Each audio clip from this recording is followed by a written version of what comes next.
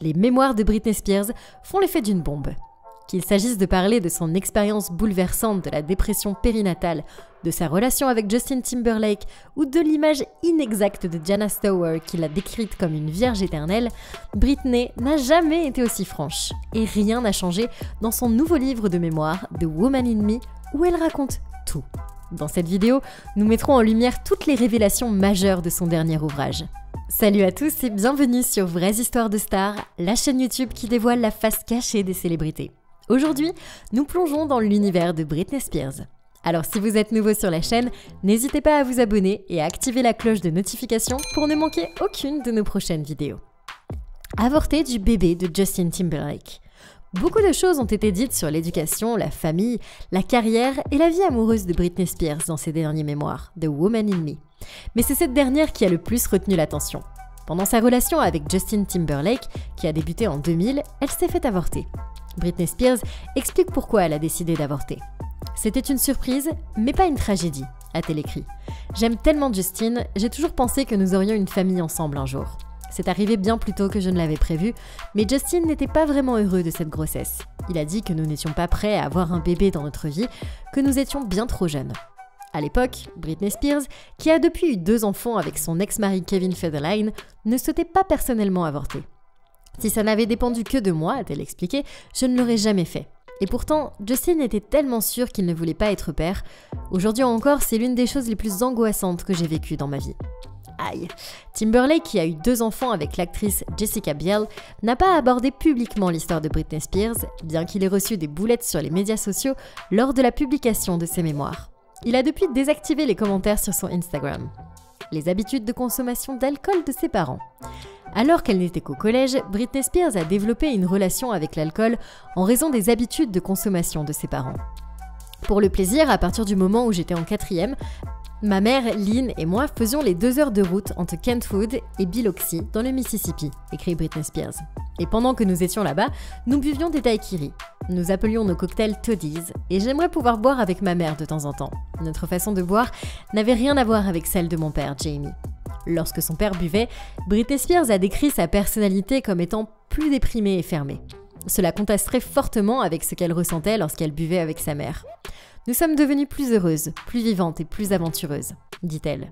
Ni Jamie ni Lynn Spears n'ont encore réagi publiquement à cette histoire. Elle a failli jouer le rôle principal dans The Notebook. Jamie Spears révèle qu'elle a failli obtenir le rôle principal dans The Notebook. Cette révélation est l'un des moments les plus joyeux et les plus inattendus de ses mémoires. La célèbre histoire d'amour à l'écran entre Ryan Gosling et Rachel McAdams s'est inspirée du roman de Nicholas Sparks. Le tournage n'a pas été facile pour moi, écrit Britney Spears. Ce film a marqué le début et la fin de ma carrière d'actrice et j'en ai été soulagée. Mais elle a mentionné un autre film qui aurait pu la motiver à revenir dans le monde de la comédie. Le casting de The Notebook se résumait à moi et Rachel McAdams, affirme-t-elle. Et même si cela aurait été amusant de renouer avec Ryan Gosling après notre passage au Mickey Mouse Club, je suis contente de ne pas l'avoir fait. Si je l'avais fait, au lieu de travailler sur mon album In the Zone, j'aurais agi comme une héritière des années 1940, jour et nuit. Même si Rachel McAdams était excellente dans le film, on se sent un petit peu volé. La mise sous tutelle. La seconde partie des mémoires explore l'expérience de Spears qui a été placée sous la tutelle par son père. La mise sous tutelle de Britney Spears est décrite avec des détails alarmants. À plusieurs reprises, Britney Spears a déploré l'hypocrisie de sa mise sous tutelle. Par exemple, elle a été jugée capable de se produire plusieurs fois par semaine dans sa résidence de Las Vegas, bien qu'elle soit mentalement incapable d'effectuer des activités de base, comme quitter la maison toute seule et de prendre des décisions normales d'adulte. Comme choisir le type de contraception qu'elle souhaite. Ils ont dit que j'étais trop malade pour choisir mon propre petit ami, écrit-elle. Et pourtant, suffisamment en bonne santé pour apparaître dans des sitcoms et des émissions matinales et pour me produire chaque semaine devant des milliers de personnes dans une partie différente du monde. La mise sous tutelle n'a pas été qu'un cauchemar logistique pour Britney Spears. Sa mise sous tutelle l'a également affectée sur le plan émotionnel et spirituel. Elle explique « Ma musique était ma vie. Ma musique était ma vie et ma mise sous tutelle a été mortelle pour elle. Elle a écrasé mon âme. » Aucun contrôle sur le régime alimentaire ou les finances. Malheureusement, la situation n'a fait qu'empirer. Pendant sa mise sous tutelle, Britney Spears n'avait aucun contrôle sur son régime alimentaire. J'avais beau faire des régimes et de l'exercice, mon père me disait toujours que j'étais grosse, raconte-t-elle. Il m'a imposé un régime strict. Pendant des années, Britney Spears n'a mangé que du poulet et des légumes cuits à la vapeur. Cela aurait fait bondir n'importe qui. Et lorsque Britney Spears a demandé au chef cuisinier de la tutelle de lui donner de la vraie nourriture, celui-ci a répondu qu'il ne pouvait pas, car il travaillait sous les ordres stricts de son père. De plus, Britney Spears a été soumise à un budget strict, avec seulement 2000 $ par semaine à dépenser.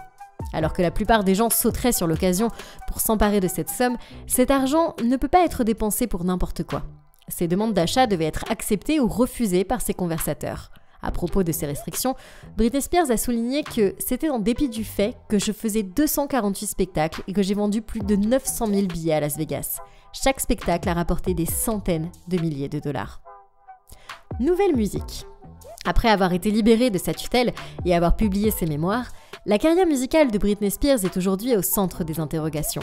Dans la dernière partie de The Woman in Me, Britney reconnaît « On n'arrête pas de me demander quand je vais recommencer à faire des spectacles. J'avoue que j'ai du mal à répondre à cette question. J'aime danser et chanter comme je le faisais avant quand j'étais plus jeune, sans essayer de le faire pour ma famille, sans essayer d'obtenir quelque chose, mais en le faisant pour moi et pour l'amour que j'ai pour cela. » Elle poursuit en disant que « C'était génial d'être une artiste, mais au cours des 5 dernières années, ma passion pour l'animation devant un public s'est atténuée. » Alors quelle est la prochaine étape pour la princesse de la pop ?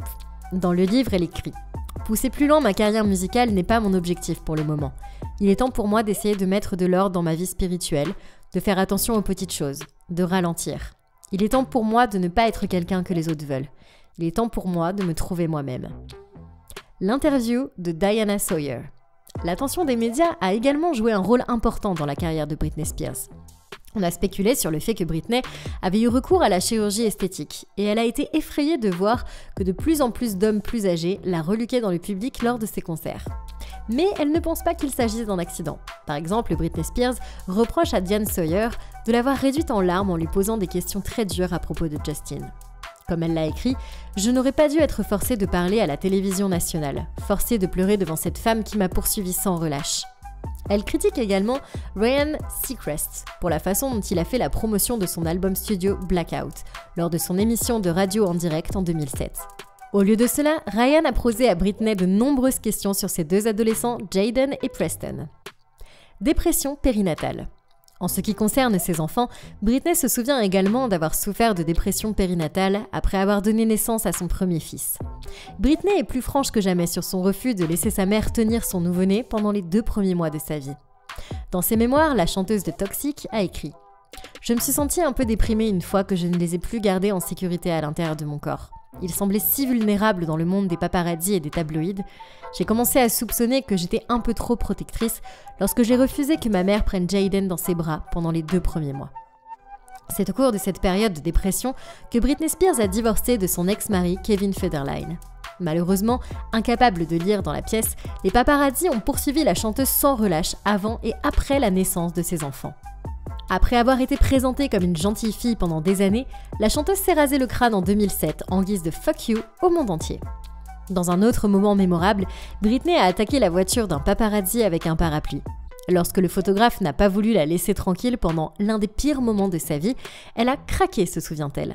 Mais après toutes ces années, elle a toujours des remords pour ses actes.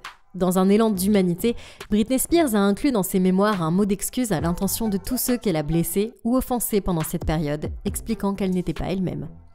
Britney a vraiment vécu des montagnes russes. Maintenant que sa mise sous tutelle a pris fin, nous espérons qu'elle pourra mener une vie plus normale. Enfin, aussi normale que puisse l'être celle d'une superstar. Quoi qu'il en soit, nous aimerions savoir si vous avez lu ces mémoires et ce que vous en avez pensé. N'oubliez pas de nous faire part dans les commentaires ci-dessous de vos opinions et n'oubliez pas de liker la vidéo, de vous abonner à la chaîne et d'appuyer sur la cloche de notification pour plus de potins sur les célébrités.